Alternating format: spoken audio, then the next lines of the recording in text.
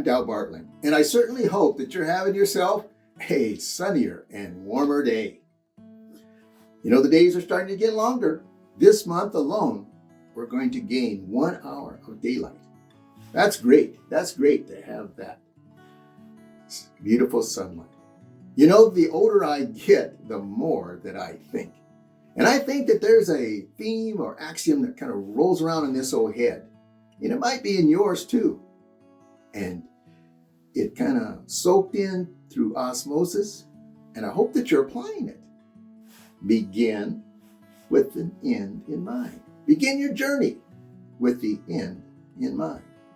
Now let me give some illustrations of how I think maybe in your life's journey that you've been applying this. You know, out here in the Black Hills, one of the recreations that is loved is hiking. Getting on a trailhead and then hiking a certain distance. The beginning to the end. And what really helps is if you have a map of the Black Hills.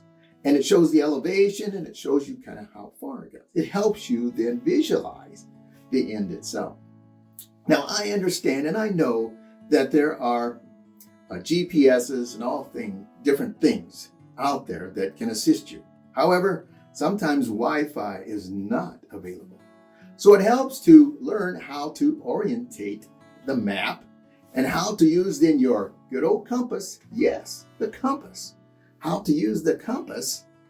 So as you start to take your journey, you're able to see that you're on course. Even when you're climbing a 13,000 foot peak, which I was fortunate enough to do with my son and some fellow friends. Over 13,000. Yet we were able to know how we're getting to the end.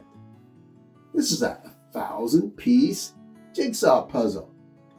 And right away, they illustrate and show us and help us visualize the end. I know that each and every little step has a particular place, and it helps me get to my end goal. And in fact, if I have more people help me, the more fun that it is. Yes, it is. Visualizing the end result. There's a story of a gentleman that had a busy time schedule that he was working on. And he was at his desk and his son come over to him and wanting his dad to play with him.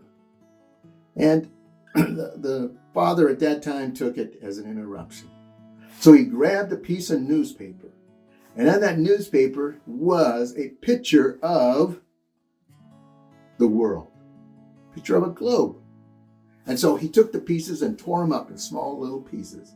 And he told the young man, I tell you what, you put the globe together, you put the world together, and then we will definitely take time.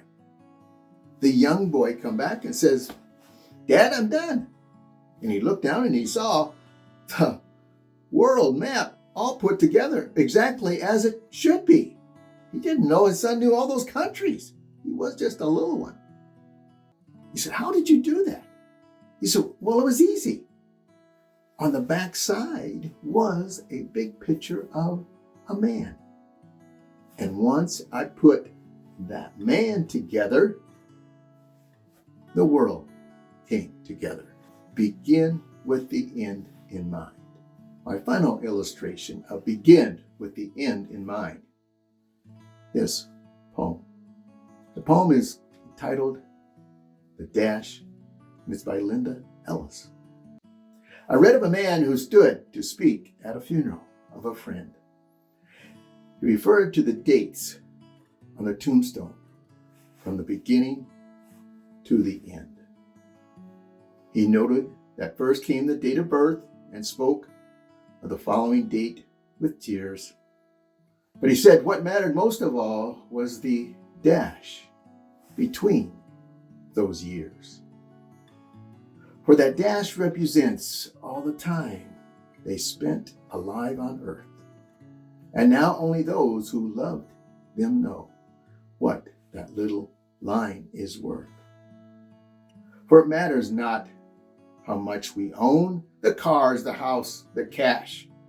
What matters is how we live and love and how we spend our dash. So when your eulogy is being read, with your life's actions to rehash, would you be proud of the things they said about how you lived your dash? Folks, I indeed want you to have yourself a warmer and sunnier day, and that as you take on different opportunities this year, you keep in mind, begin with the end in mind. And until we talk again, I want you to take care.